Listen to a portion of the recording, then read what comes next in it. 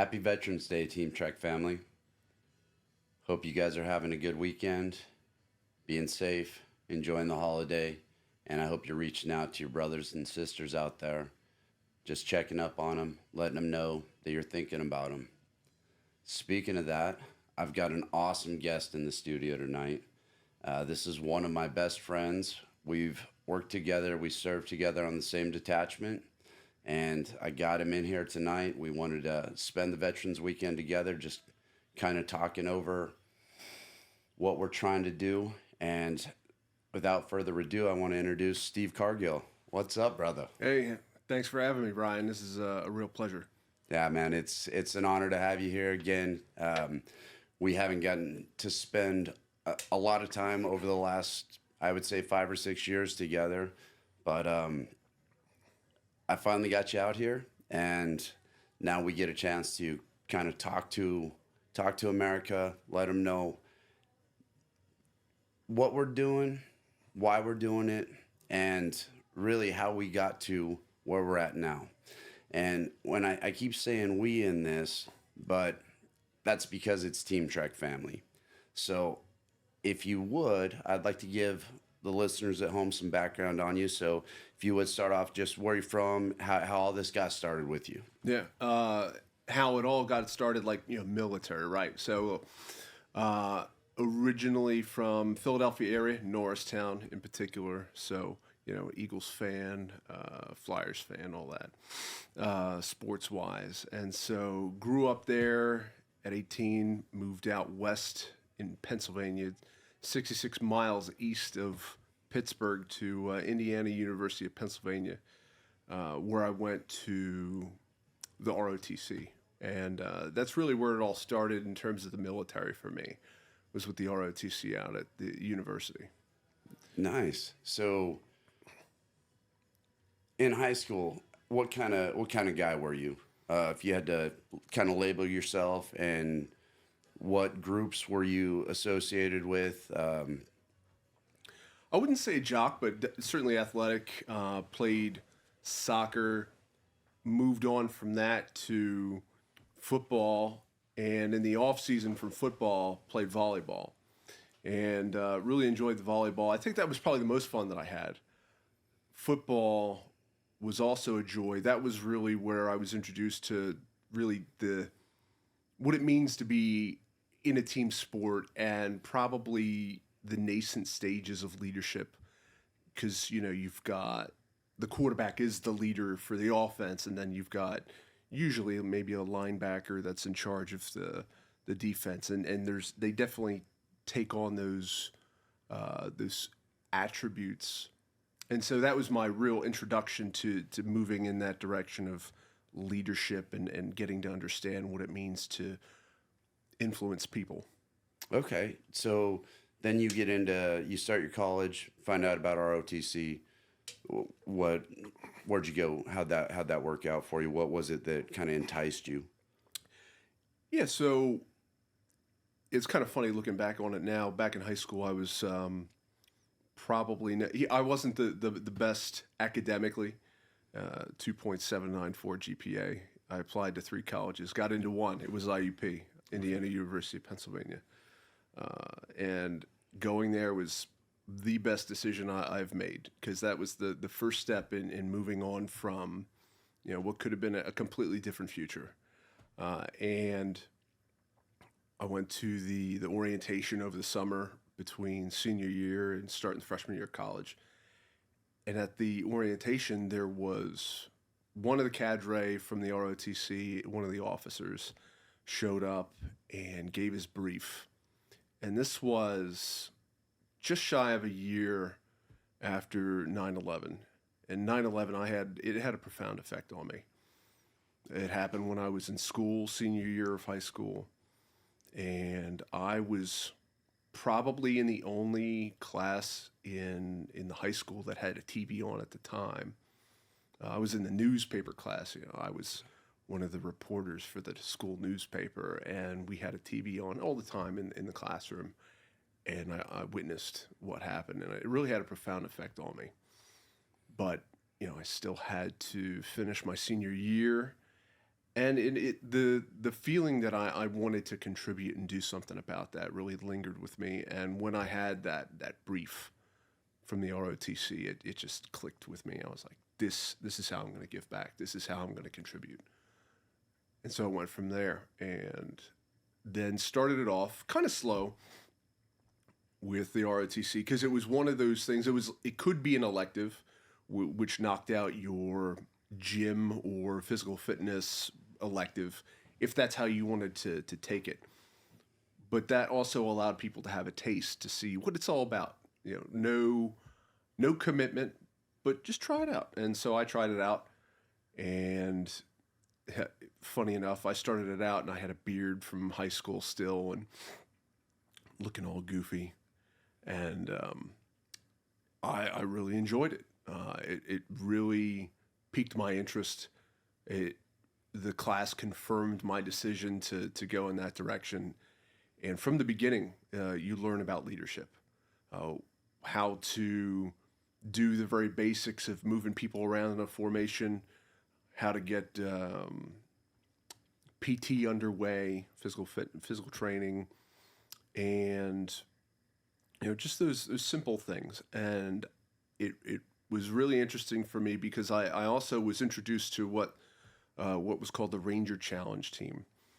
And I didn't compete and I didn't participate in it that first semester, but I wound up joining the second semester, which was more or less like the off season for it. And what the Ranger Challenge team was a group of the cadets that got together, did extra PT, did extra training to get ready for a once-a-year event, competing against Ranger Challenge teams from other universities in the region to do various events, tactical events, ruck marching event,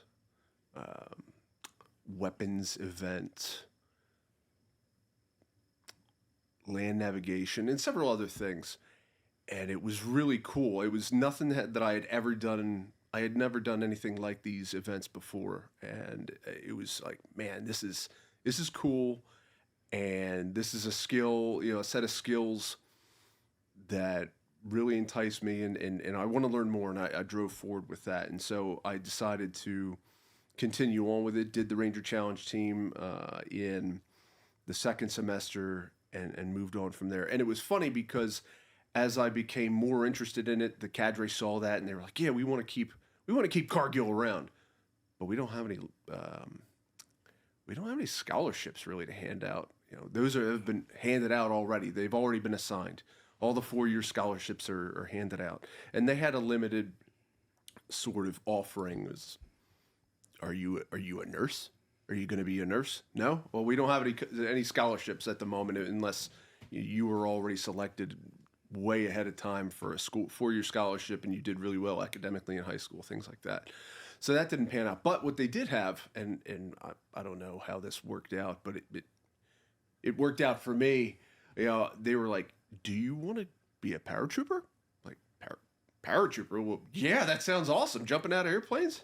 Right. So that summer, they sent me as like a kind of a retention thing to airborne school down at Fort Benning. And I went, and I didn't have a military ID. I wasn't in the military per se, but I did have orders. I was a cadet. And I went down there with my driver's license, which had that picture of me with a beard. Right. And Sergeant Airborne loved that. And I went through airborne school straight through, got my wings, and came back. And I was like, "Hey, that was great. Do you have any 3-year scholarships? Are you a nurse?" Still no, right? So at that point, I decided to join the National Guard. And they had a program that was called the Simultaneous Membership Program, the SMP program. And I was able to do both. I was able to do enlisted in the National Guard, also be a cadet. And I would drill throughout the year, and then ultimately I would go and do one station unit training and do basic training in the advanced individual training that next summer.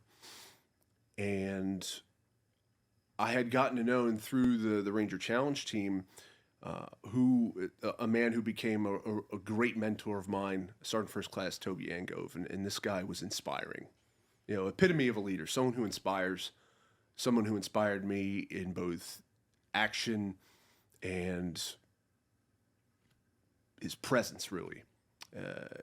He was a person that he was a world-class athlete in his own right, and he was able to influence you to get you to do your best physically and to develop your mentality so that you would push yourself. So not only push yourself of body but of mind, and combine those two forces so that you would have this ability that you didn't know that you had, essentially. And so that's really the epitome of a leader, being able to influence people to greater heights, and then also bring a team together, combining those skills of the individuals to have, in this case, the Ranger Challenge team do great things. And so, And it sounds like that kind of set the stage then for the rest of your career, because by the time you got in the military, you were in phenomenal shape and you knew how to do all the tasks of basically special operators. I mean, at least had a basic knowledge of all of them. yeah, I would say that, yeah, certainly this laid the foundation for me, because with what Sergeant Ango was able to do for me was create a mindset that propelled me the rest of my career to never be content, always to strive to do better, always pushing to challenge myself. What is the next challenge? What's the next objective? And that was how we approached the Ranger Challenge team and the event.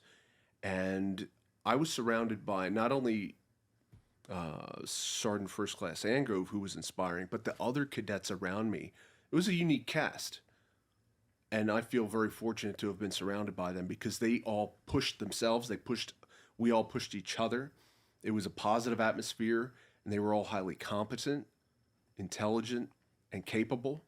And we were able to really gel as a team and do well. That first year that I did it, which was my sophomore year, we came in, out of 19 teams, we came in, I think it was 7th. That was my first year. And then in my junior year, we came in 4th. And then in my senior year, we came in 2nd. And so we were able to really fuse together as a team over that time. And that was really good for me, because it kept me focused. It kept me, when you are on, a football team in high school, you got to maintain your eligibility, right? Absolutely. So you got to do what is necessary to stay on the team. Well, that was what ROTC was able to do for me. It was keep me focused and making sure that, if nothing else, I need to do well in school so I can remain on the team, so I can, be able to take on that next challenge, because that was baseline for us. Is like you had to be good with school, with grades, and your physical fitness had to be top notch without question. And then once that's just the baseline, you can set that aside, and then you can strive for more beyond that. You can go for that next goal, that next objective. No, and it sounds like it provided a lot of structure, which is crucial during that time. It's your first time leaving home for most people, and they go off to college. A lot of times there's not really any structure provided. It's you have a place to be. You either go or you don't. Your money's coming in, so it doesn't matter to the professors. But when you get in a program like this that requires those things, it starts building that structure, which ultimately, starts propelling you into a good place in life. You hit the nail on the head there with structure. That was absolutely what I needed. And the reason why I say that having gone to IUP was the best choice that I made, because I got into the ROTC. It provided me that structure. And I didn't have that structure in high school. And I just did barely enough so I could be on the football team, be on the soccer team, be on the volleyball team, because no one was really pushing me. My parents didn't push me. I didn't push myself. I did what I wanted to do and what I enjoyed to do. And if I didn't enjoy it, I just didn't do it. That kind of still follows me till today, in my personal life. If I don't feel like doing something, I typically won't. But the military certainly gave me the discipline to do things that I may not have wanted to do, but certainly what needed to be done, and that's something that I carry with me now to get through in adversity, to get through things that I don't like doing, but that I know has to be done, and I'm glad that I've been able to take on that ability, that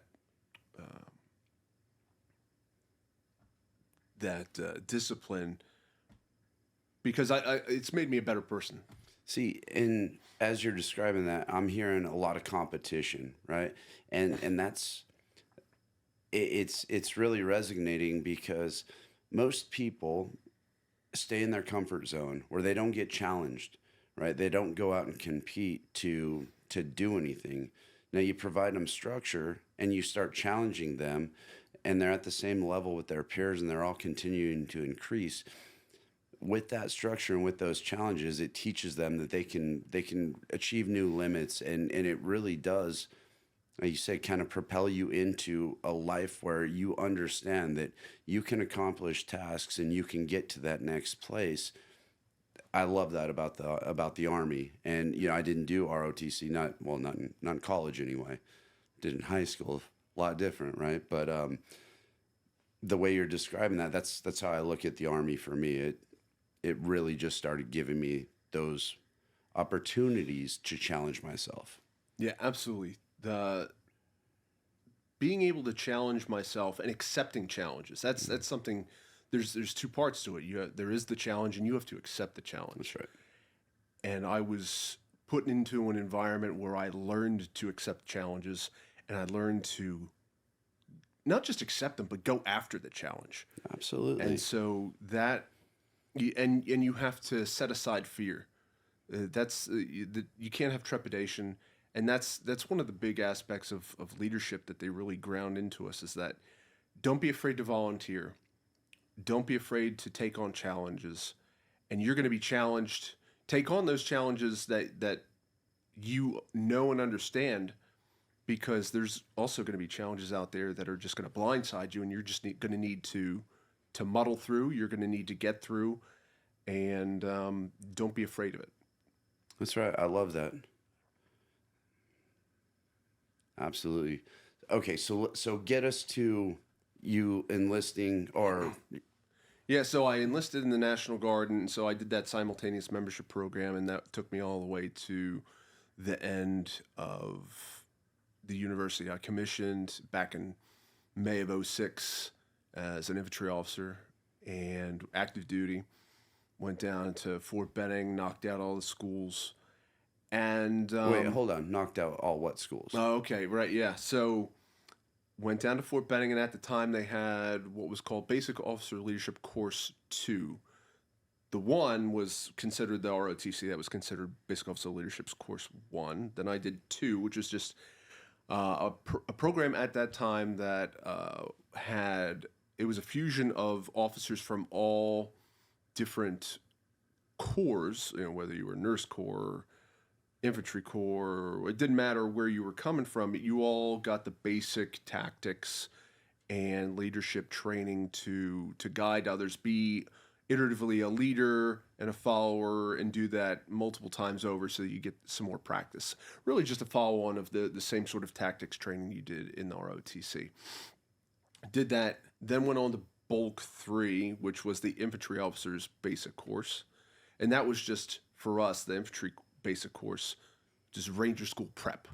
Okay. And so that was a lot of more tactics training, more learning about doctrine, getting out there and getting fit. But it's only the infantry officers that go to this course, right? This particular course. So number 2, that was everybody. That was everybody.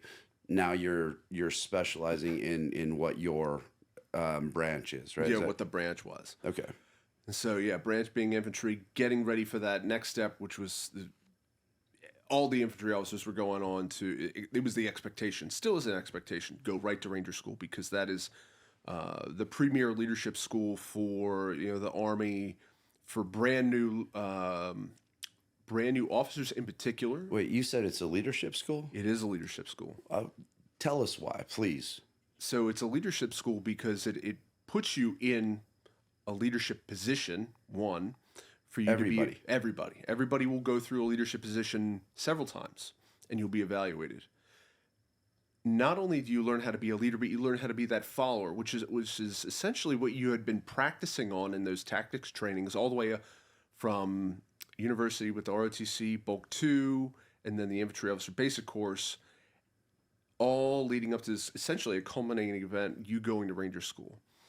Now, Ranger School challenged you on another level because you were deprived of sleep, you were deprived of the amount of food that you had maybe previously had in different training events, and you were strained with time, distance, and weight. And so, with all of these stressors, you're still expected to perform, you're still expected to make rational decisions, still expected to lead, stay awake, stay alert, and maintain the following of your element. You have to build that camaraderie with your mates to be able to bring them along with you on that adventure and accomplish your mission. And that's tough. When you don't have food and your stomach is talking louder than you are when you're giving commands, that's a challenge. You know, when you're hallucinating because you haven't had enough sleep, that's a challenge. But you need to push through these things. You need to persevere. And because you've practiced being a good follower all these various events and then in the various iterations in Ranger School, the others should be doing the same. And if you've really made that connection with your mates, they'll carry you along and you'll get through. And so, you know, we did that. But this was one of the really definitive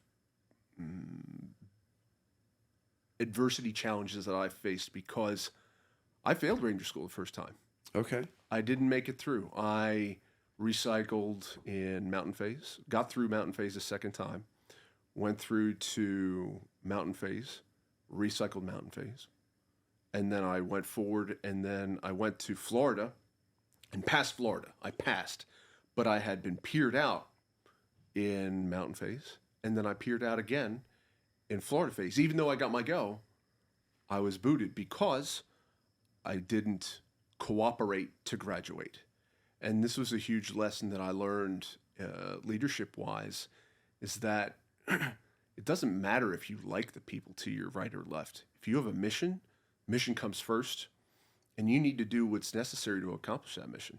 If that means cooperate, if that means work with, if that means getting over the fact that you don't like the guy to your right or your left and you think he's an idiot or whatever, who cares what you think of him?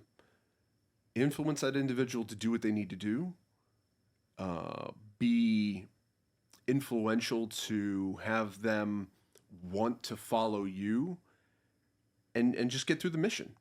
And I didn't learn that in that first go round. That was something where I had done well in every course up until that point.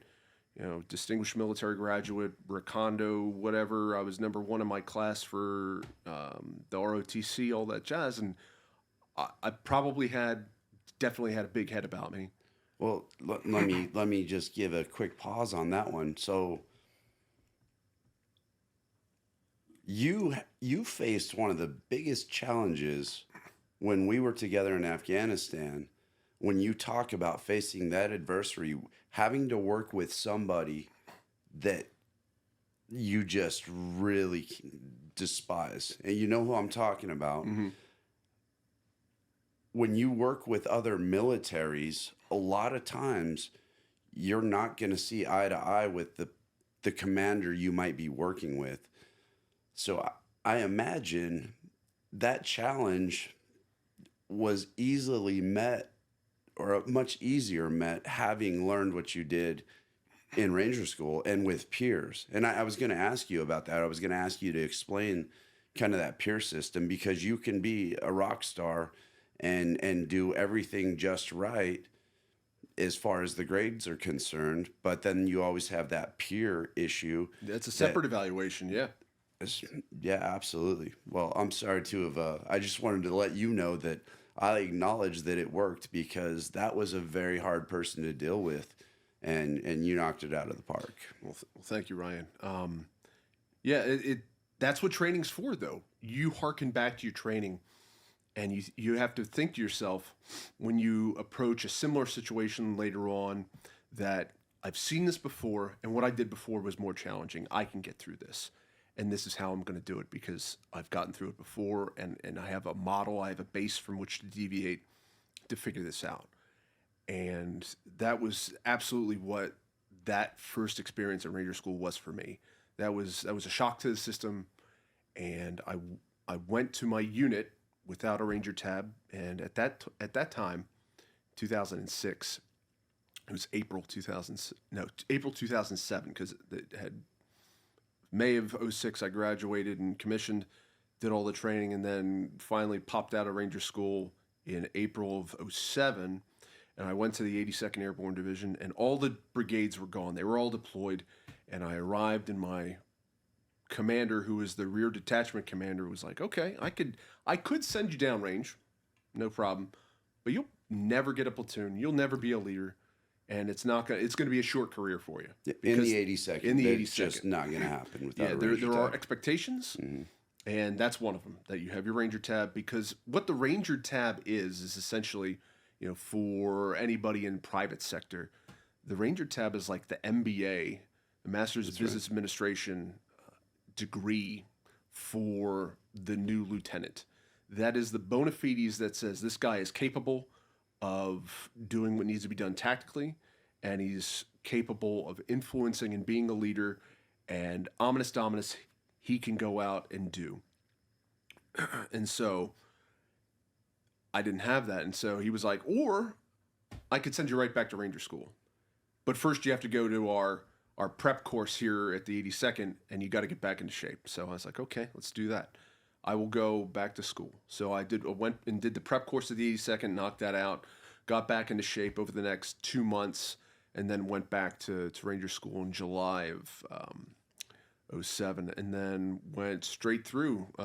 True Blue was, as they say, At the prep course, or when you went back to prep Ranger course, School? yeah, knocked that out. That was no issue, and then went back to Ranger School, and then from July, August, September, graduated. It was September, and came back with the Ranger tab. Haven't learned my lesson the first time, and I cooperated. I graduated the next time. Nice. And- Now, real quick, because you kind of went through it quick. I mean, you talked about, Ranger School's a tough thing. You're deprived of sleep. You're deprived of food. You're carrying heavy weight for very, very long distances, and again with that little bit of sleep, you can find yourself in some positions where you might be hallucinating. But how much weight did you lose in that? Because with the recycles, because they were day zero recycles. Yep. So you stayed there about 9 months. Grand total, yeah, it was about 9 months. So it was 6 months the first go round, 3 months, 62 days. And how did you second not go get round. injured out of all of these things? Because that's another big concern, right? A lot of guys Absolutely. get relieved from Ranger School because of injury. I would say a pretty good majority of them, right? Once they make it through that 0 week, which is your physical fitness testing and then your general knowledge over infantry tasks. But then after that, it's really either that peer system or failing a patrol or getting hurt, right? Right. Getting hurt, that's just really just a matter of chance. You could roll your ankle on a rock. You could keel over with the weight on when you're really tired and just slip. These things happen all the time. And I was fortunate enough to not have that happen to me.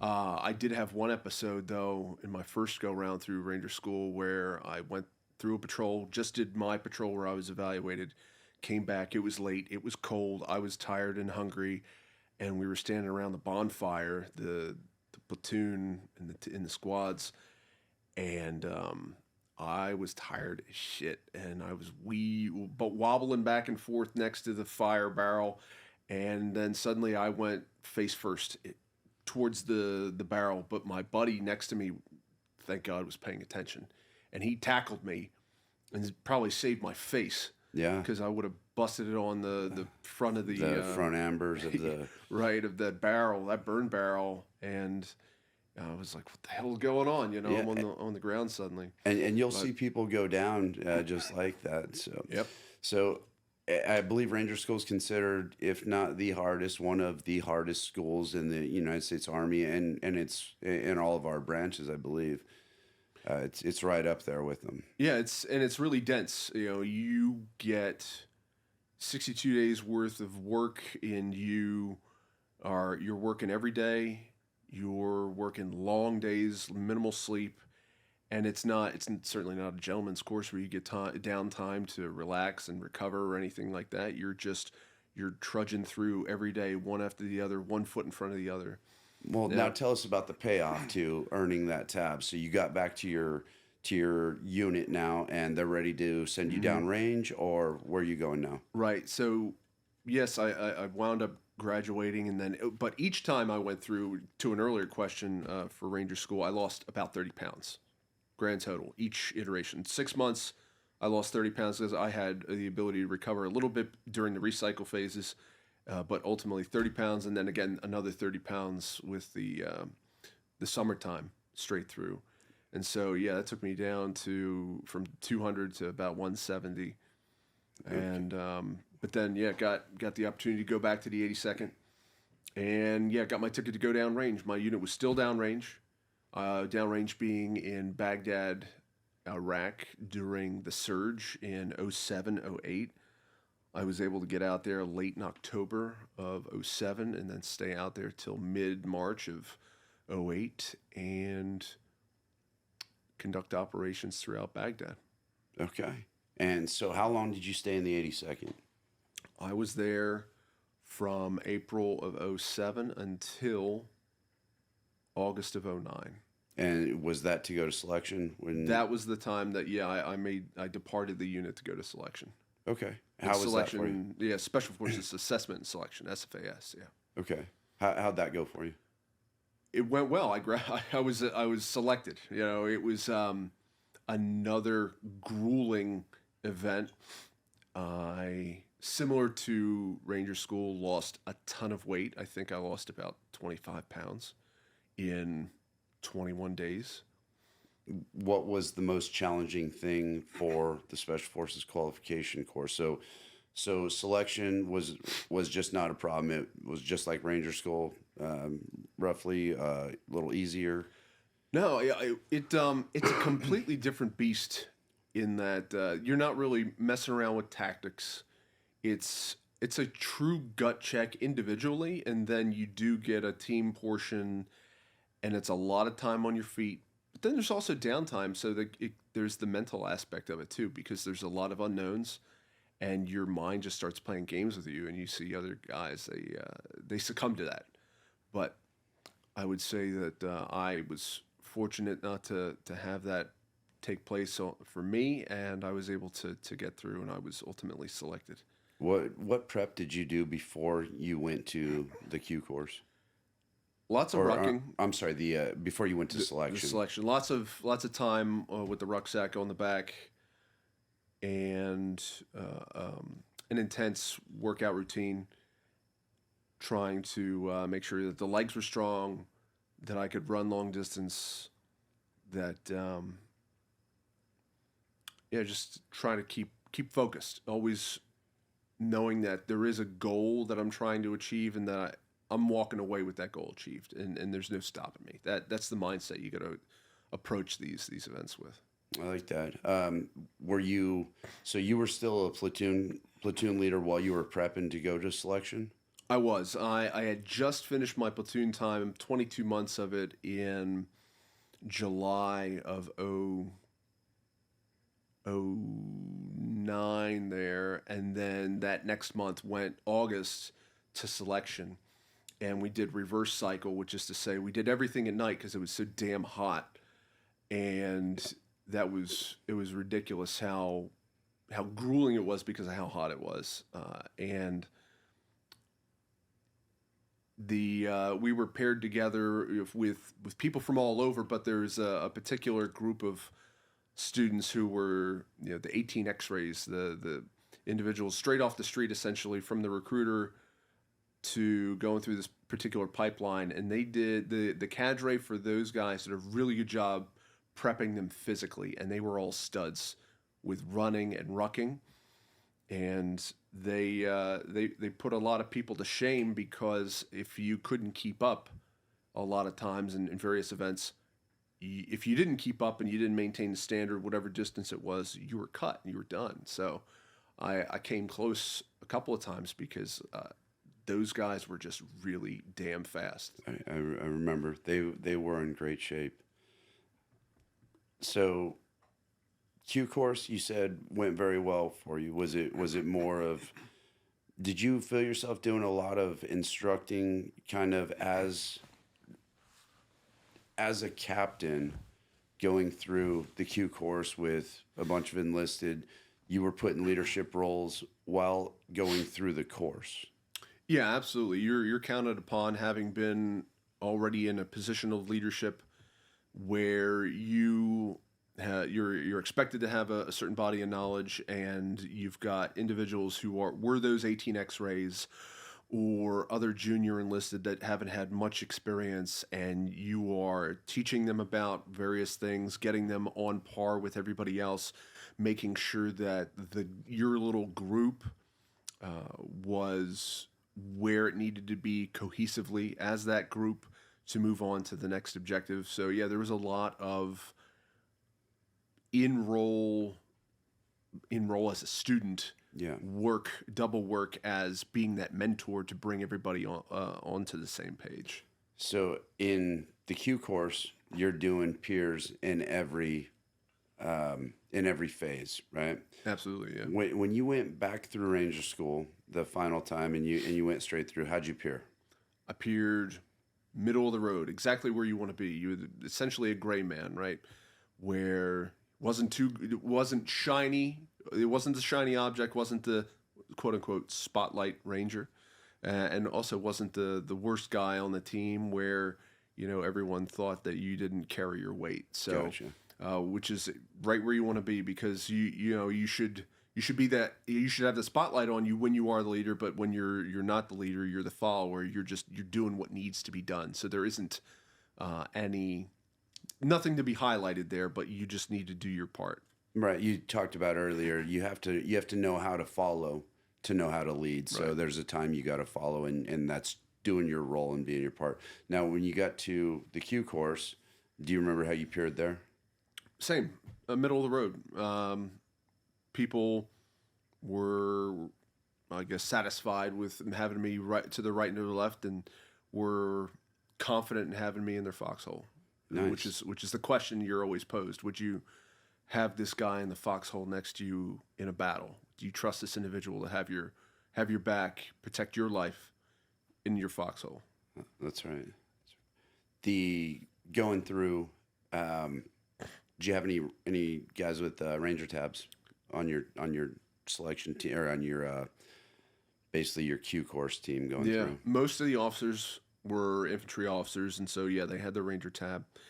And there were a couple of enlisted guys who had the Ranger tab. Usually, like we had one guy who was an E7 already at that time, Sergeant First Class, and he wound up being more or less the class leader, and so he was Ranger tab. He was actually a former Ranger instructor, so that was really beneficial for the class writ large, because that guy had a wealth of knowledge of how to teach, knew what to teach, and could bring everybody to where they needed to be by mentoring them along the way in just the right way. He was a Ranger instructor. Do you know if his prior MOS, or do you know if he was a 11 series, an infantryman, or was he potentially like a 13 series or something? No, he was an infantryman. Yeah, 11 series guy. I ask that because very unique. I think now, looking back, he was an E7, but we had other E7s as well.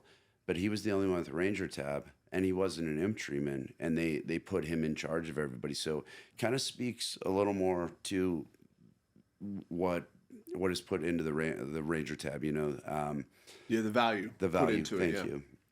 Thank you. Okay, so did you notice throughout the Q course, was there a vast difference between the majority of the infantrymen who had tabs and the ones that didn't? Did you see?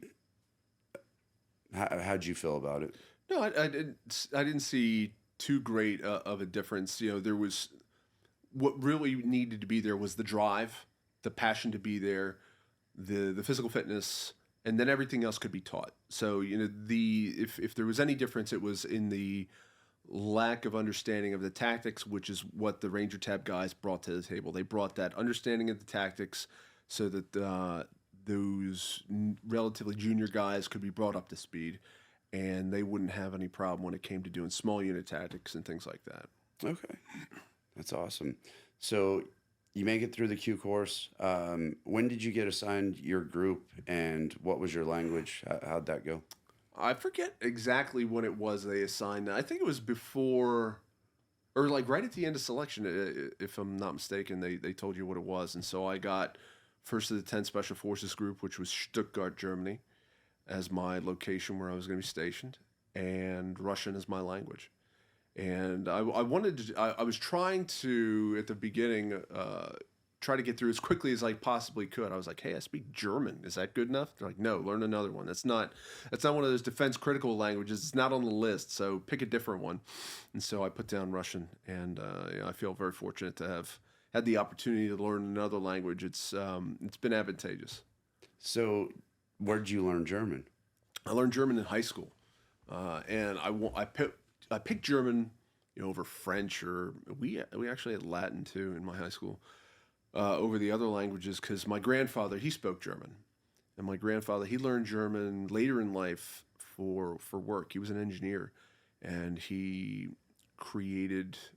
had 24 patents to his name, and one of those patents was one of the earlier cash dispensing mechanisms for ATMs, and Deutsche Bank in Germany, the bank there, decided to take on his design for their early ATMs in the 80s.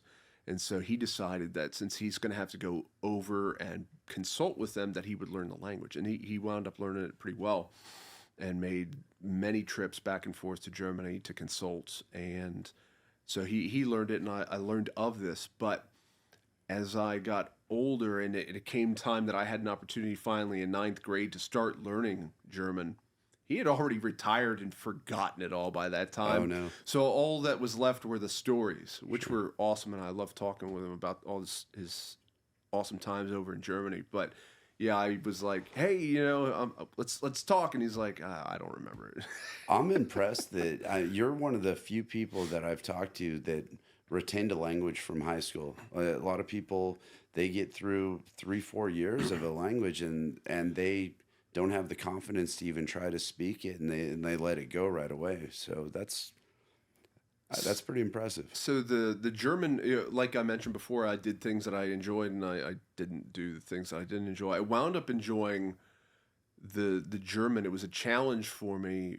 I think, one, because my best friend Jason Tavares was in the class with me, and he also had a passion for it, and so we talked together in German, and that was fun. Sure. But then I also had a teacher, Mrs. Stephanie Riefenall, who was incredibly strict and regimented. And she had a system down, and it was effective. Was she from Germany? No, she was an American lady, really short lady.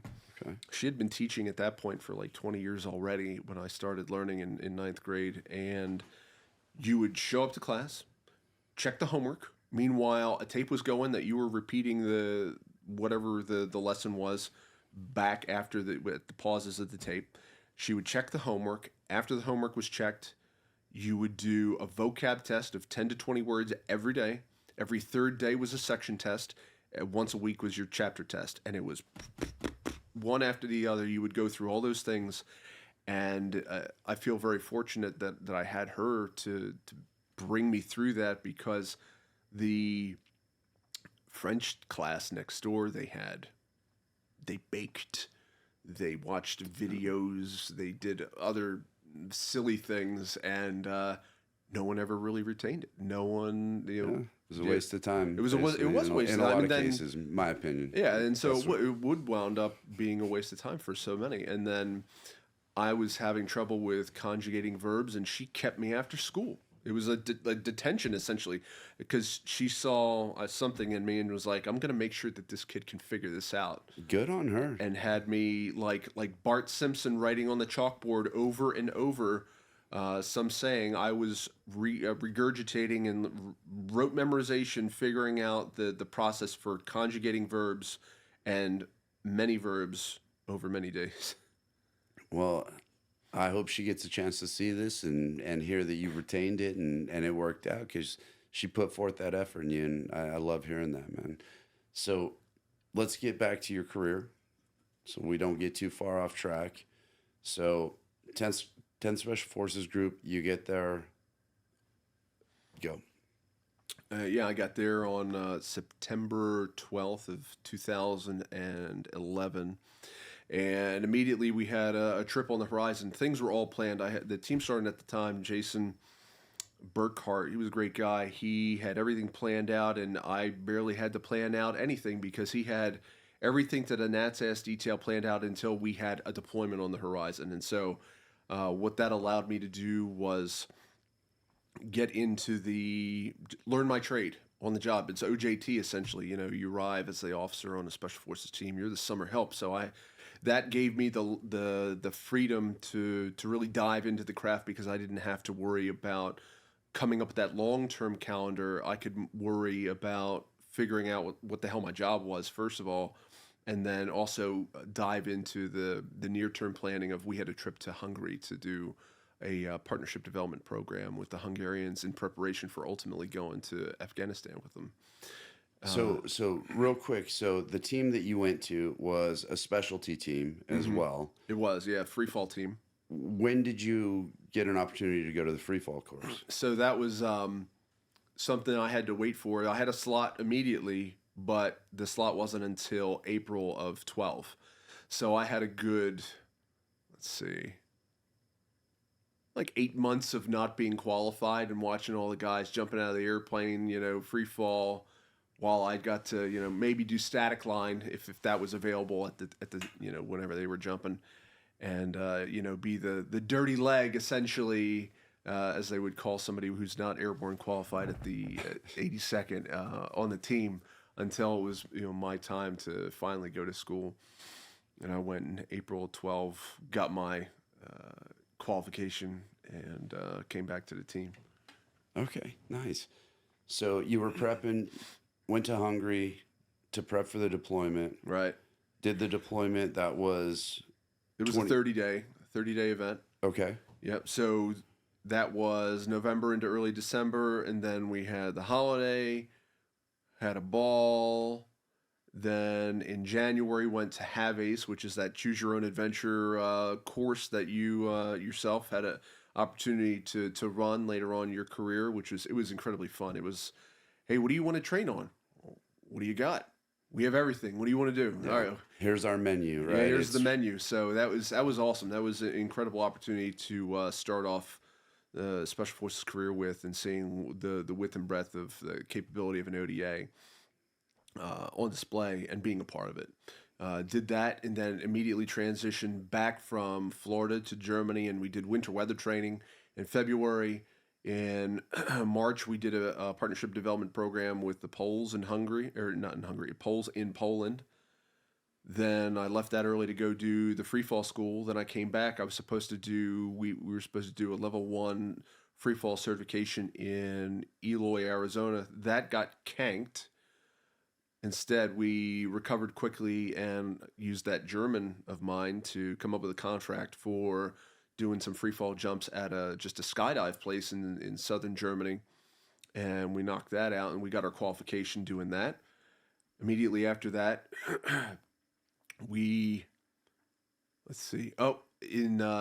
that also, not having gone to Eloy, opened up the opportunity for us to go to D-Day 69 celebration in Normandy, France, which was an amazing opportunity. My favorite jump of all time that I did, with jumping into Mont Saint Michel and that was just the most amazing jump from C-130. And then we got to do parades and then jump into St. Mary Glace drop zone, which is probably the most technically challenging jump I've ever done because we had to crab backwards in the high winds because that jump was happening because it was a celebration. It was You weren't not going to jump. we were not going to jump.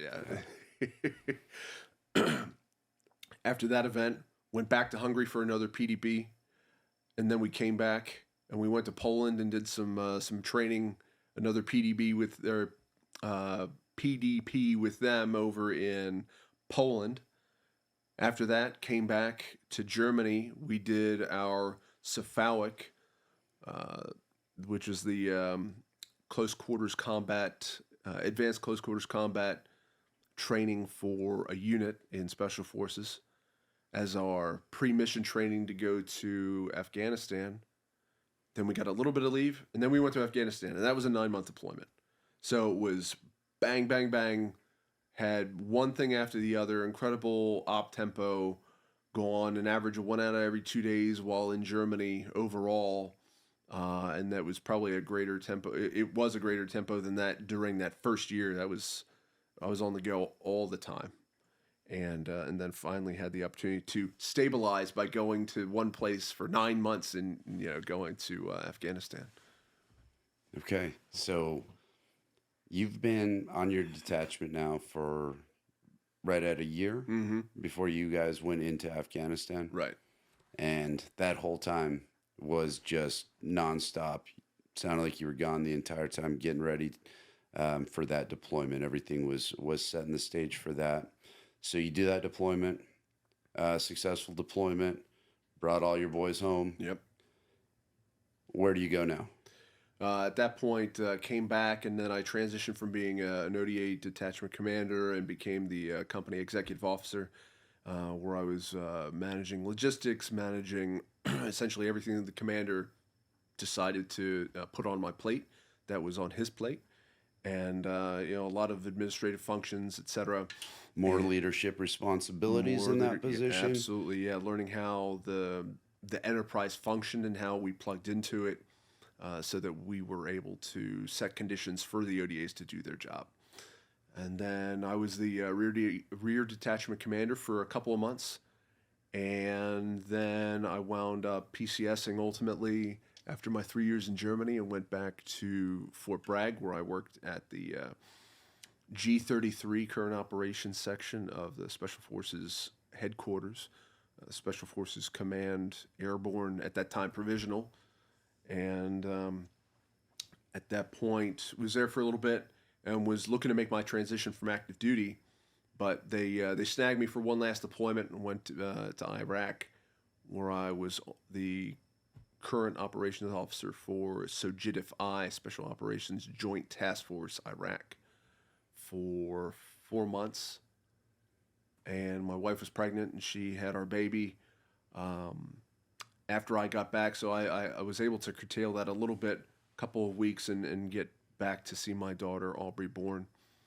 And then I was on my way to transitioning out, and it was April 1st, April Fool's Day, 2016, transition from active duty, and then the next day I was in the National Guard. Okay, so we don't skip anything, why did you transition? How many years were you at when you decided to make this transition, and why? Because it sounds like it kind of went fast.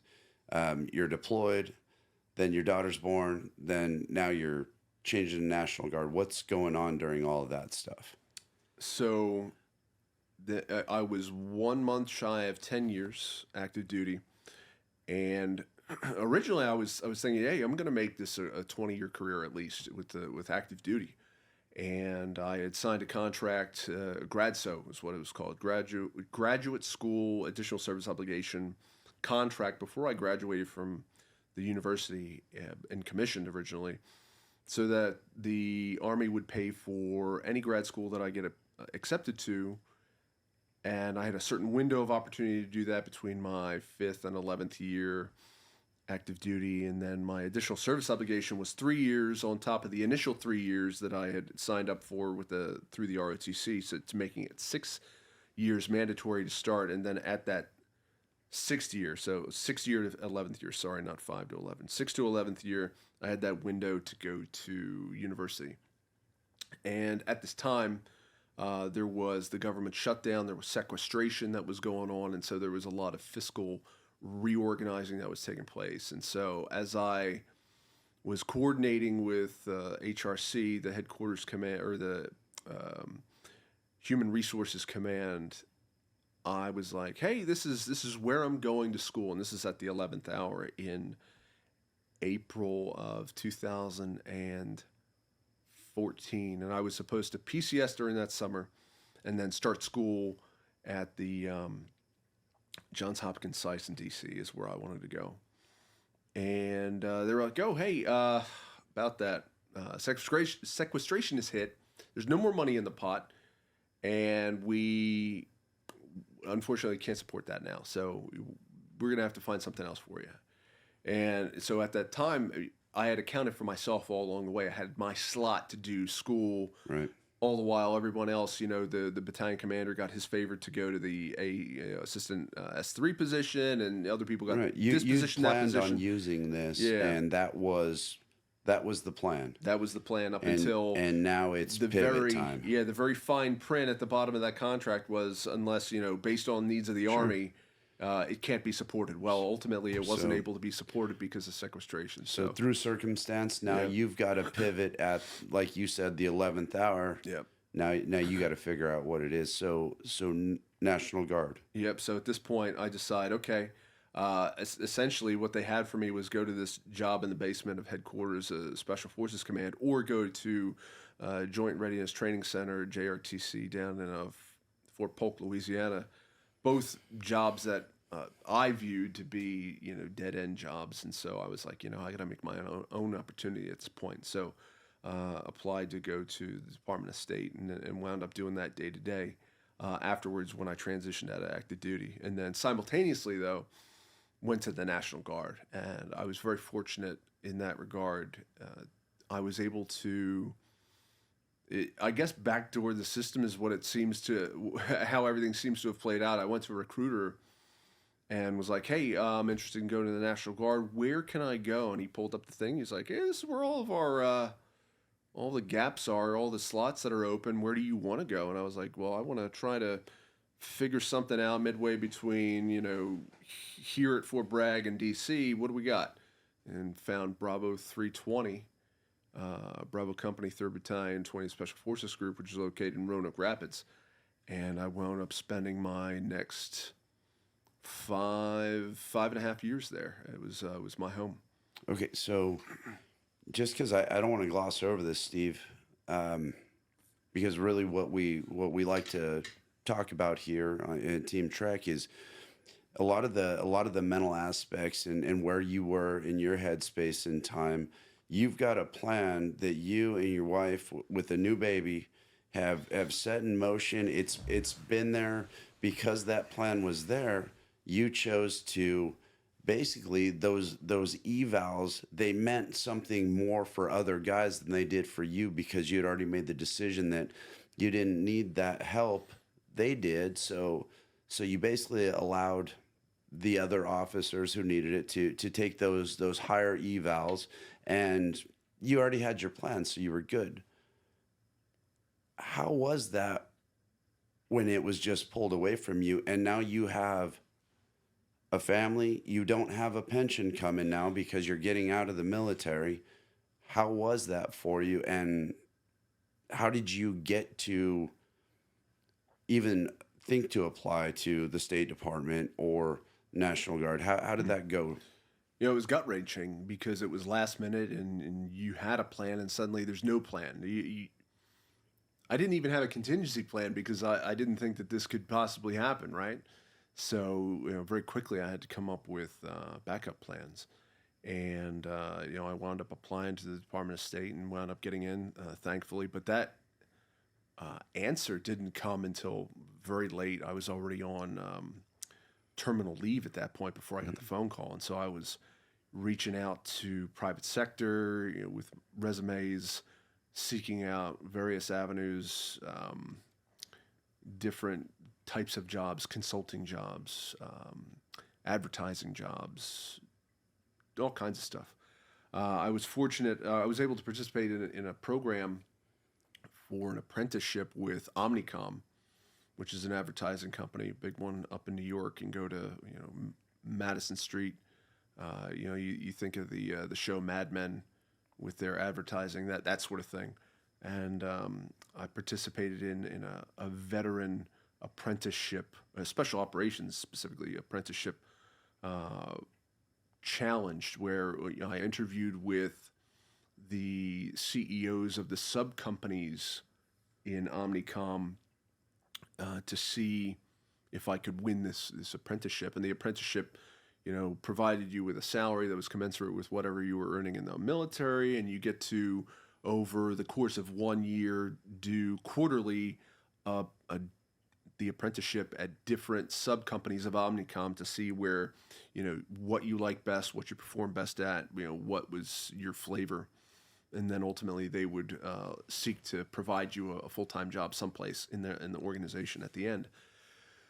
And so ultimately I came in second in that challenge there. In the interview process, there were 11 of us. And so the one guy, he went off and he was doing the apprenticeship, but immediately after the interviews, 2 of the CEOs came up to me and offered me a job on the spot. Wow. One for one of the companies, which is based in Chicago, and the other one is based in New York. And I was feeling very fortunate about that, and was looking forward to the opportunity to hey, I had something in hand. I could go and make this transition. And I of course consult my wife. She's obviously a part of the equation and a very important part of that. And she said, I don't like the cold. So Chicago and New York, I don't want to go further north because it's, my quality of life, our quality of life is not going to be what we hope for, because it's going to be damn cold. I was like, okay, all right, okay, I'll decline these and we'll try again. So we tried again, and I kept sending out resumes. And ultimately, I got the phone call to go to the Department of State, and that's where we went. And then we went up to D.C. How'd you find out about the program that you just went through? How did that get lined up for you? So that was probably the most advantageous thing that has ever come of my having created a LinkedIn profile. I had a guy, his name was Jim. He was the program manager for that apprenticeship program. Somehow found me on LinkedIn, reached out to me. I thought it was kind of, is this a joke? Is this, why the hell is this guy reaching out to me? How did he find me? And, Sure. he was doing his searches on there, whatever the algorithms were, and happened to come upon me, see a transitioning special forces officer. Maybe he's interested in participating in this unique opportunity. And so, yeah. And so you were still in the military while you were going through the program. So you were still receiving pay from the military, and you're working in this program and learning it, or did you get out and you were? So it was just a really quick thing. It was a 2-day event. Okay. And I flew up to New York and took part in these interviews, and it was just really quick. So no, there was no interference with the work day to day. I was able to take leave and go up and do that, and fly back. All right. So you get there. You said you got basically a call back from Department of State. Yep. And that was the call you decided to answer, that fit both you and your wife, Right. and your daughter. And during that time, how estranged was your marriage with all that going on? How was that affected? I mean, Sarah, she's been through a lot of Yep. deployments. She was a rock star, but this, hit you guys like a ton of bricks, I have to assume. How were things with that? Yeah, she was certainly uneasy about it, because you go from the stability of having a predictable paycheck and a predictable sort of existence to oh my God, who knows what's on the other side of this, the threshold of getting out of the military. We have no idea, right? And yeah, certainly there's some trepidation about it, and especially with the newborn baby. And what are we going to do about insurance? What are we going to do this and that? And so, all of those questions were answered by getting that phone call, luckily. But certainly she was uneasy about the prospects, and I was starting to feel the pressure a bit because I hadn't been receiving any answers to these resumes that I've been sending out aside from that program. So for you, this is just another unknown, right? Every school you go to, every deployment you go on, you're going to a new place. You'll learn when you get there. Right? I mean, you do as much research on it as you can, but for the most part, this is just the fifth or 10th unknown of Steve's life that he's going into. And so now it's kind of regular for you, I would think. It's you've been down that road enough times, faced that challenge of being the new guy, which, let's be honest, that's a scary thing. Yeah. Changing to something different that you haven't been doing, and having to learn something new, especially as you get older. But you've already done it so many times within the military. Do you think that helped you with that transition? Yeah, I think so. As a special forces officer, special forces operator, what you're tasked to do in so many occasions is you're faced with ambiguity with so many things. You're given a situation that there's little known about it, and you're expected to bring order from chaos, figure it out. Right. And so that's what I had to do. I had to figure it out. And it was just another of those types of scenarios, though on a very personal level. And yeah, it's just another challenge for me to take head on and not fail with. That's right. Well, obviously, it's been working out, although some struggle, some pivoting, having to completely scrap your original plan last minute. It's almost like when those bullets start flying and the plan just goes out the window, Right. which you've been involved in those plenty of times as well. Certainly. Yeah, I wouldn't say that it was a situation where I had to completely reinvent myself, but it was certainly a different course than what I had been on. No more bullets are flying now. You're more in an office environment and a very collegial environment, and it's certainly a more polite environment as well, where Sure. it was certainly a dynamic change that I had to adapt to, and but I still had the special forces on the side with the National Guard, and that was always comforting for me because I was able to transition to B320, and I started off. It was interesting how the commander at the time, or the guy who was right as I was arriving, assuming the command, was a guy at the time, Major Joe Hardery, now Lieutenant Colonel Joe Hardery, who was a buddy of mine over at the 10th Special Forces Group, and he seemed hell bent on getting out when I left, and much to my surprise, I show up to my new unit, and he's the incoming. He had gotten out of active duty and decided to do National Guard as well, and he was the incoming commander. And I mentioned how I think I kind of backdoored the system to get into the unit. He's like, Steve? Oh, well, before I got to the unit, he gave me a call, and he's like, Steve, what's up, man? I'm like, hey, what's going on, Joe? What's going on? He's like, so, yeah, your name came across my desk. Apparently you're part of my new unit as the XO. How the hell did that happen? I didn't approve that. Nice. I was like, yeah, It's a small world, right? Yeah. But no, that wound up being great that I had that continuity with Joe. I was a known quantity for him, and I wound up just following in his footsteps there and taking over the command after he had departed. To sum up real quick, we talked about a lot of leadership things throughout this interview, right? Yeah. We did put a lot of emphasis on the Ranger tab, and now you've transitioned after 10 years in the military, most of which was in special forces or doing some form of special operations type training. And now you're moving into a more corporate structured, kind of your first step outside the military with a real career, Right. or job. How did the military prepare you for your next challenge? So just like I had mentioned before with the ambiguity, it's just another thing that is really nebulous for me. That was you walk into it with a lack of true understanding, and you just have to put your nose in the books. You have to engage with people, and you need to figure out what these new dynamics are, and that's what I had to do with moving on to Department of State. It was a new adventure. It's definitely a different environment. More time in an office. There's no shared time of, you do office work in order to get out of the building, away from a computer, to get out onto the range or get out into the field. And so that was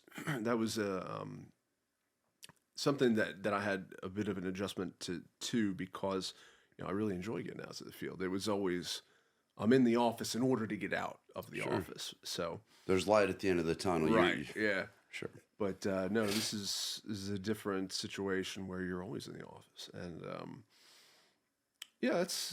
that was a bit of a challenge for me. But I became accustomed to it, and I was able to reach a level of I'm able to reach a level of performance where that I've put that aside, especially since the office time. It really allowed me to, I view it as the office time still allows me to get out into the field because I still have the National Guard on the side, right? So I get out to, with the National Guard, I'm able to get out to the range. And going from at B320 being the executive officer and then transitioning to being the commander in, was October of 2018, able to then, after taking command, almost immediately start prepping and then deploy for that deployment that we mentioned to Central America. And so, so it's a bifurcated career at this point with Department of State and then also with the National Guard.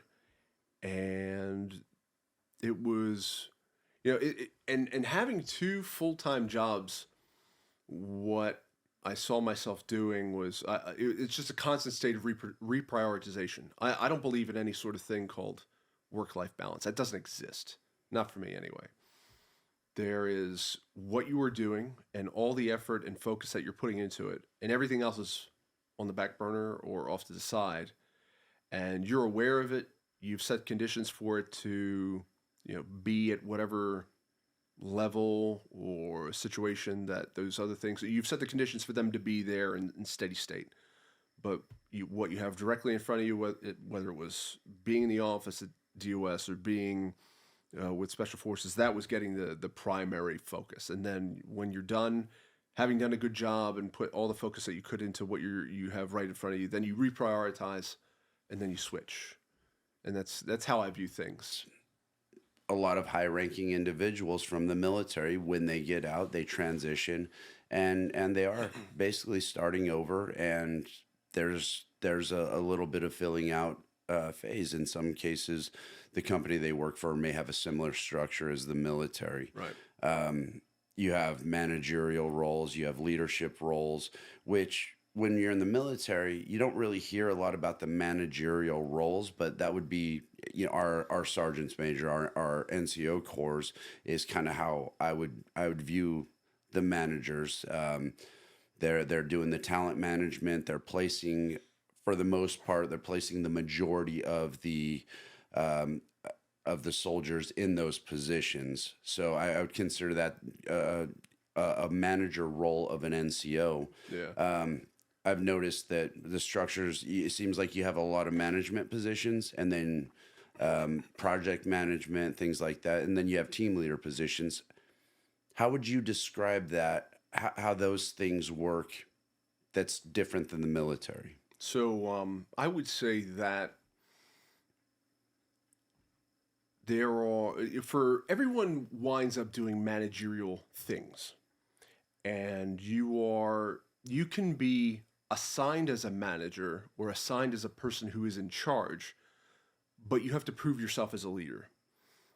And so not everybody is a leader, since you have to prove yourself as one, and people have to view you as one. And there's certainly a difference in the dynamic between the leader and the manager, in that for a manager, I would say personally that that person is interested in process and the status quo, quite honestly. If everything on a checklist goes right for the day, mission accomplished. Kind of administrative. Administratively, yeah. Okay. Making sure that all the systems and processes, the functions are all executed. The whatever the widget is, whatever the deliverable is, that is produced, and it is The product, right? the product is done, and it gets to whoever it needs to be, whoever's hands that needs to be in, that gets there. They take care of that. Okay. Whereas on the other hand, a leader is somebody who inspires. So you may have a manager getting people to do the thing that they're supposed to do, but how do you get people to do more than that? Sure. You have to inspire them to do more, to be greater, to have a unit that is greater than the sum of its parts. And a leader does that. They, through their inspiration, through leading by example, demonstrating what right looks like for an organization, as well as saying what right looks like. And you have to, and you build trust over time to develop that portrayal of yourself as a leader. And without that, you'll be missing it. The leadership aspect will be missing if you don't build that trust over time and develop the connection with your teammates or your office mates, so that they can view you as such. Otherwise, you're simply going to be a manager. You're simply going to be the person who's in charge, and whose name is on the blame line. Getting back to that structure that was provided, right? You saw these guys doing these whiz bang things on the side, somewhat envious of them. You've got that structure, that desire to do something on the side more. You didn't get the chance necessarily while you were still enlisted. They kept you pretty busy. Obviously, we talked about the op tempo. Yep. So now you've transitioned, and you've been looking for that hobby. And you called me and you talked to me about a company that you were starting up. Matter of fact, you were telling me about a knife that you guys crafted.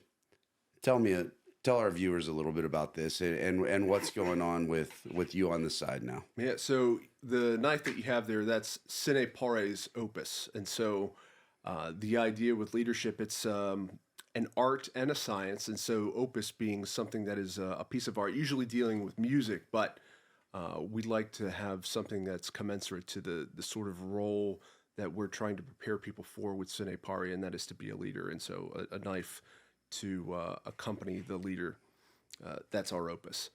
And so, I didn't have any side gigs or anything like that, but I did have a bad day at work one day, and it goes back to that idea of managers versus leaders. And I think I've struggled throughout my career writ large in having good leaders. I've had some, and there's some guys I've really respected and would follow anywhere, but a good many of the leaders that I've been assigned to have been lackluster and not inspiring. Perhaps not even leaders, just managers, ultimately. And I was confronted with the results of a managerial decision that I profoundly disagreed with and was really, really pissed off. And it pissed me off for a good while, a couple of weeks, and I was just stirring. There was a lot of negative energy, and I was like, you know what? I can't let this negative energy just consume me. I need to transfer this energy into something positive. And so leadership is near and dear to me, in that, I've had to learn to become a leader by not being like that guy, or not doing like that dude did, or this is to be avoided, and do the opposite. And that's how I grew up as a leader. And so I finally had a straw that broke the camel's back kind of moment, and I took this negative energy and I funneled it, and I started coming up with ideas of what can I do to to help make better leaders. And I was putting ideas together, and I'm like, where is it that people begin to, or should begin to, develop an understanding of what leadership is? And I was thinking, like probably when people start doing team sports, like football or whatever. And, maybe I should try to engage kids at like 14, 15, team sport sort of time frame in their life, to try to build their understanding and their acumen about leadership. And I started, bouncing these ideas off of some people, and I called up a good friend of mine, Rob McQueen, and a fellow Army officer, a good buddy of mine. We've been in a few courses together, been, at Benning and Bragg together, and I really, truly respect him, and reached out to him. I was like, hey, man, what do you think about this? I told him about my bad day. I told him about my nervous energy, and I told him about how I really wanted to transfer that into something positive and something to deal with leadership. And he was like, I told him about the idea of engaging with kids and trying to develop them. And he's like, man, Steve, no one is going to let you near their damn kid. And so, no. And plus, you're trying to think, you're trying to come up with some savviness about business. It's about starting a business, right?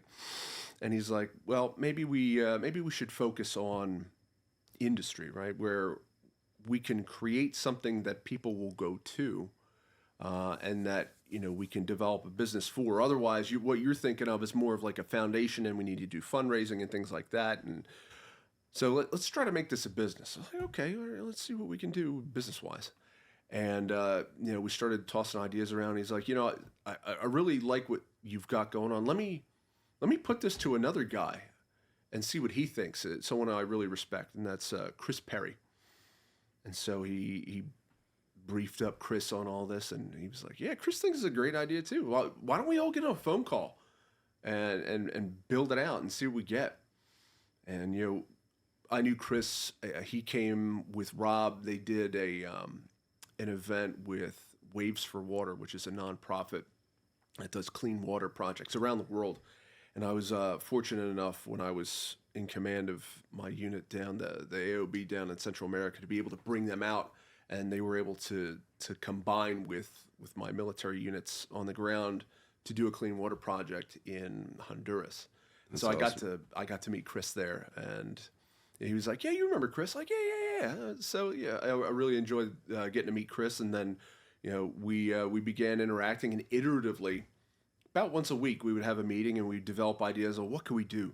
And we were really inspired by what selection brings to bear in getting people to have this self-enlightenment about what they're made of, what skills and attributes they bring to the table, and inspired by the idea of having a clear understanding of what it means to be a leader, and creating a lexicon.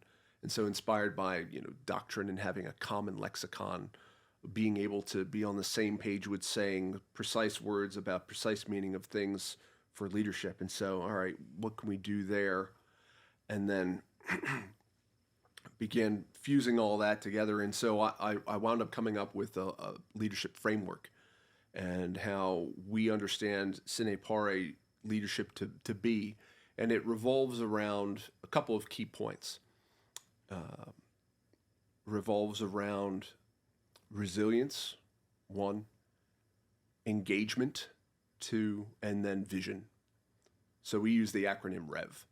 You want to rev it up, and you want to rev up your ability to develop as a leader and get people to follow you, right? So with resilience, you really want to develop yourself as somebody who can charge through adversity, who can accept those challenges, who can come out on the other side of ambiguity and challenges better and more organized. You want to be able to engage with others so that you are able to influence them, that you're able to understand them, and that you're able to guide them cohesively. And you want to develop a vision so that you've got a plan, and people know you're not flying by the seat of your pants. And when you're able to engage them and share that vision and share it effectively, people will follow you. And so with that, we developed that framework, which is built out in more in depth, in more detail. And so we have that as the theory that we want to convey. And then with the selection inspiration, we want to be able to, like selection, we want to be able to challenge people so that they have that self enlightenment about what skills and attributes they do bring to bear, and that they understand what their gaps are. So they, when a training event, if we create one here, in our collaboration, they understand what they're missing. They know what they need to go work on as well. And so we wound up creating an idea for an event, and we call it Audacia. It's Latin for being audacious. So as a leader, you need to be audacious. You need to do you need to get others to do what they would otherwise not do, because you've influenced them to do that because it's the right thing to do, or because it's what the mission requires of you. And you need to inspire them. So how do you inspire? Sometimes you need to be audacious, right? And so we decided to call this program Audacia.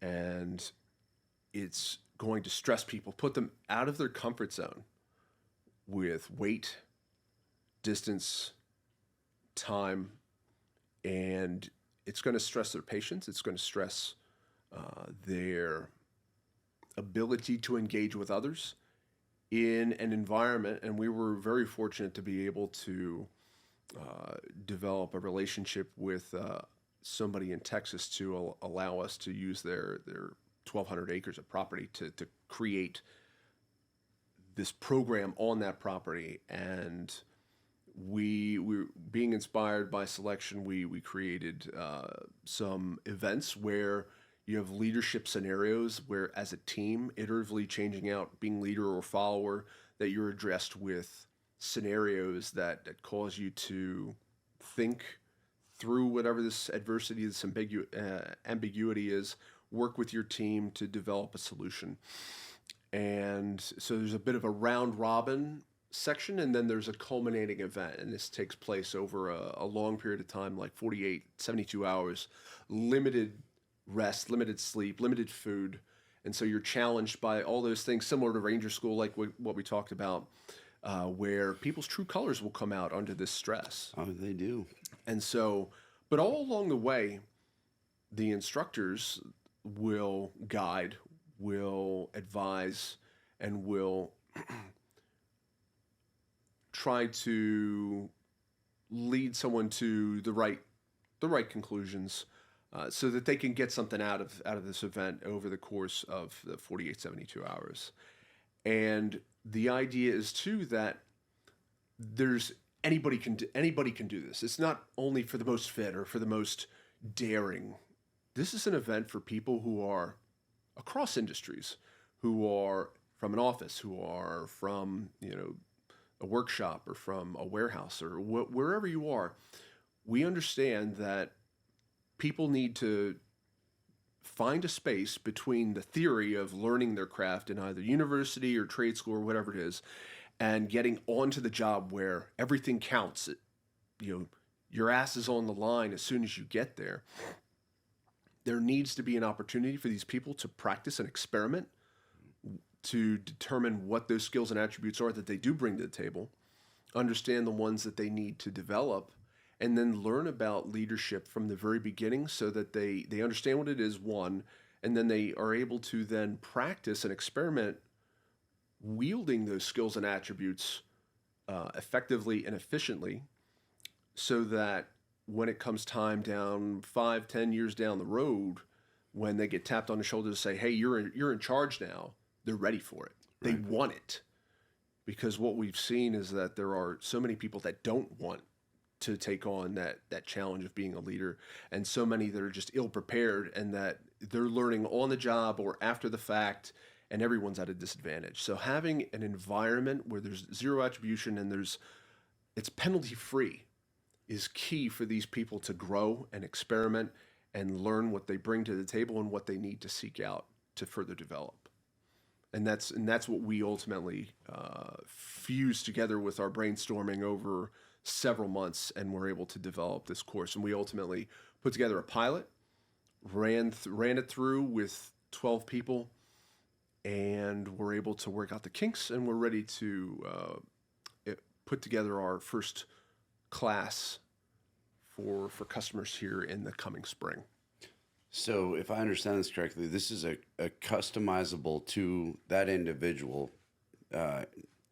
They come from all walks of life, and y'all are gonna basically challenge them throughout whatever level that might be, and customize that solution to that leadership desire that they're looking for. Absolutely, yeah.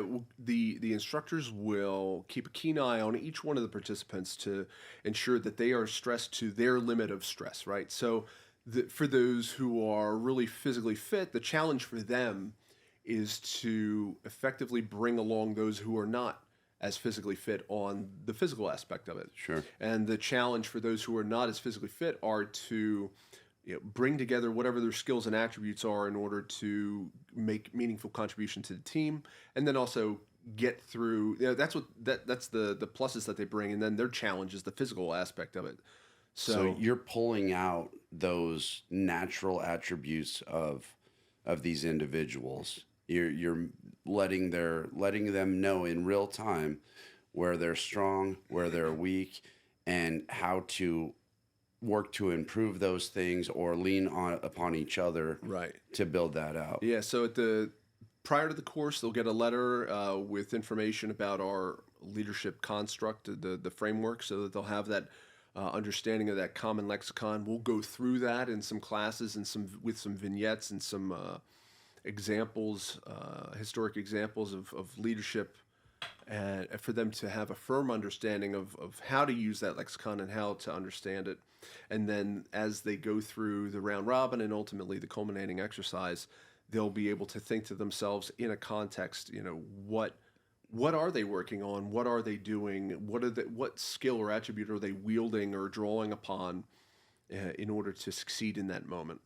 Okay. Now, do me a favor, because I'll be honest, sitting over here listening to that, my anxiety, a little bit of fear, that sounds a little bit scary to me, man. I mean, you're asking me to basically volunteer myself to go into a system where I'm going to be faced with a lot of challenges. I'm going to fail.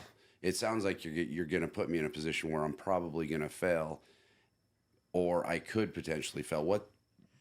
Why should that not be scary to me? It shouldn't be scary. It seems that way, but it shouldn't be scary to you, because you're going to be a part of a team, and the team will finish together. And that's the idea here, because those who are physically fit will bring along those who are not, and those who are, that's their challenge, to bring those who are not along. And the challenge for those who are not as physically fit is simply the physical aspect of it. However, as a leader, you are fusing together the skills and attributes that everybody brings together, and applying the right tool to the right problem set.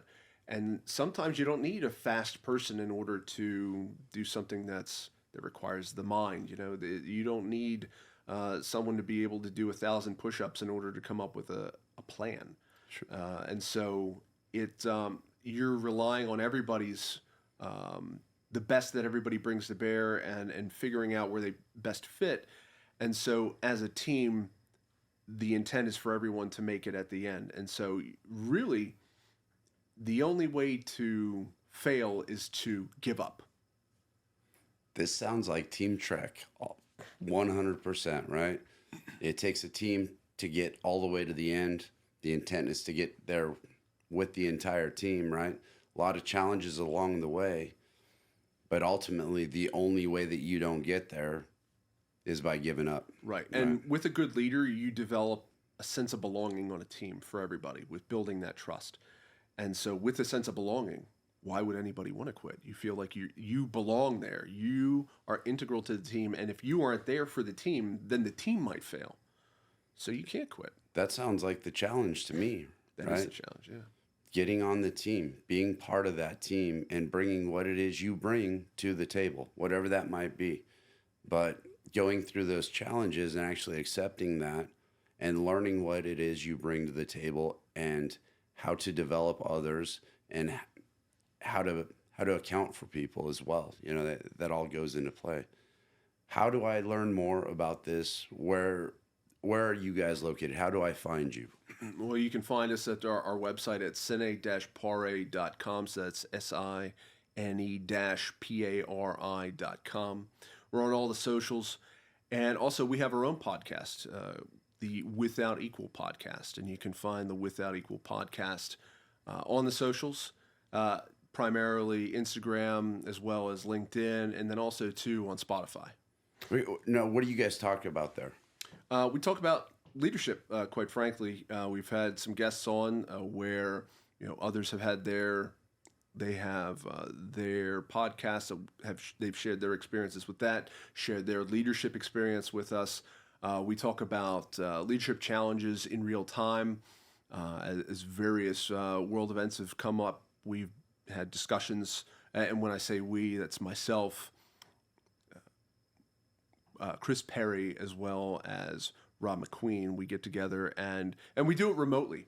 I live in Virginia, Rob lives in Idaho, and Chris lives in Texas. And we harness technology to be able to get together remotely, and we get together and discuss leadership challenges of the day. Okay, how often can we find you going on the air? Are you pretty well stacked as far as episodes are going? And we do. We have a good library right now. We've done about 20 podcasts. Try to get them out about every week, and always looking for the next best guest, the next best topic to talk about. And you can expect more from us. That sounds awesome.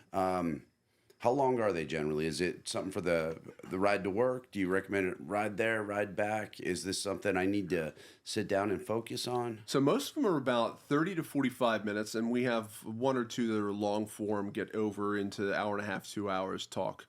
You could definitely, in a commute, listen to one of our podcasts. Yeah, I'll definitely check it out.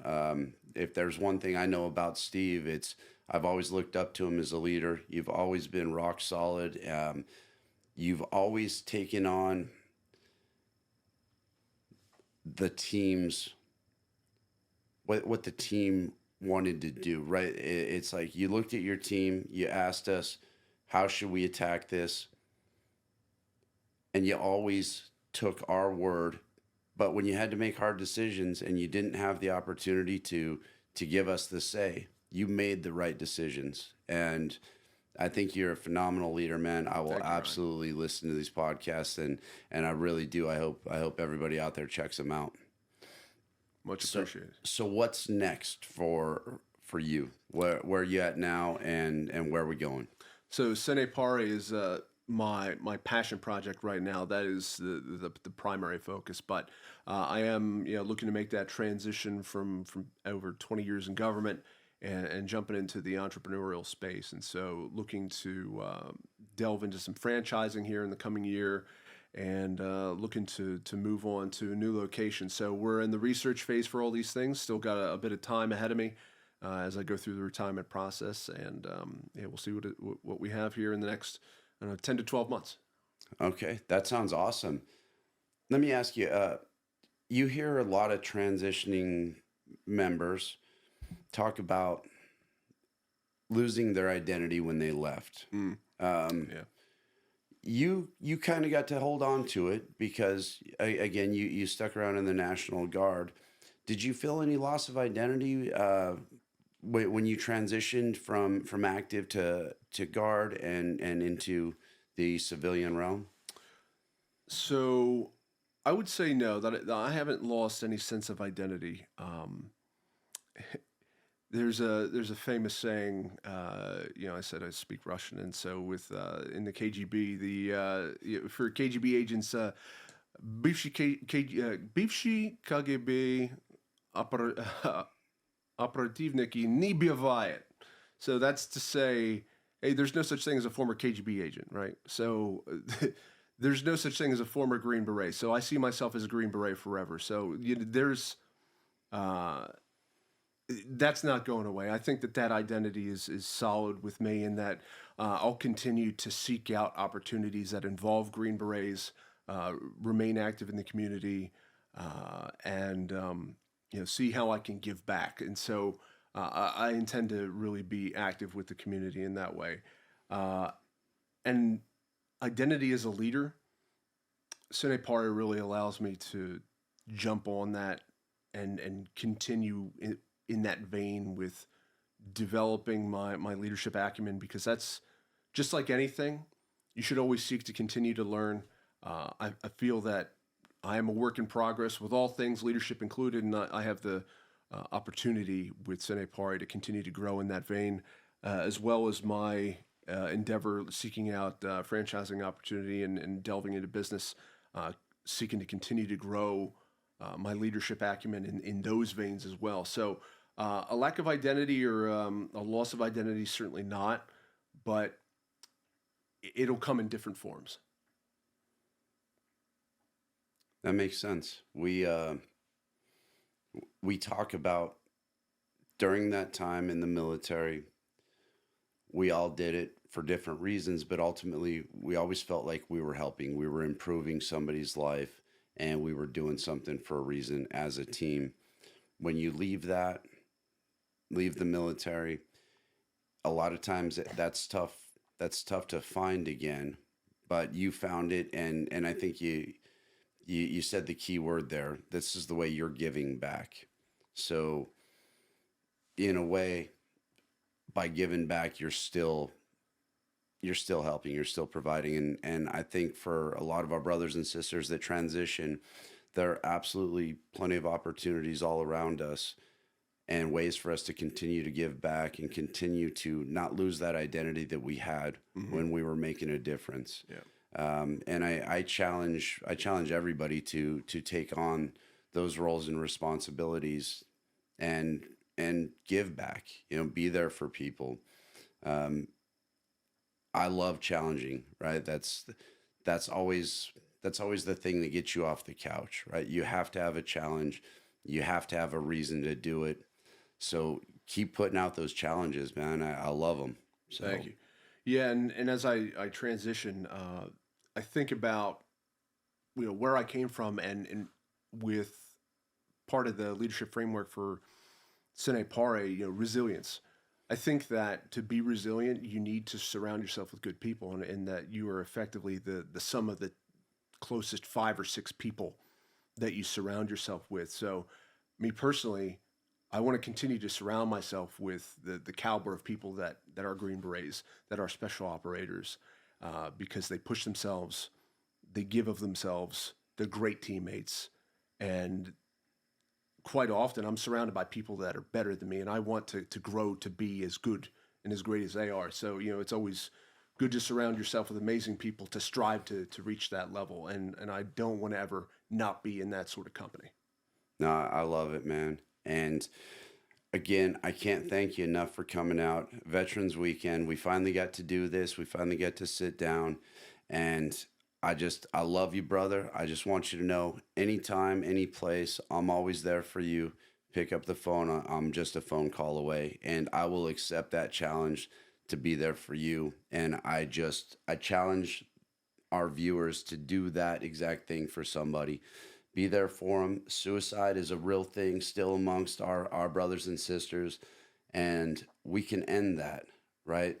This is that challenge and that journey that as a team we'll all make it to the end, and the only way you're going to not make it is by quitting. All right? We can fix everything. Just give us a chance. Likewise. Love you, man. Love you, brother.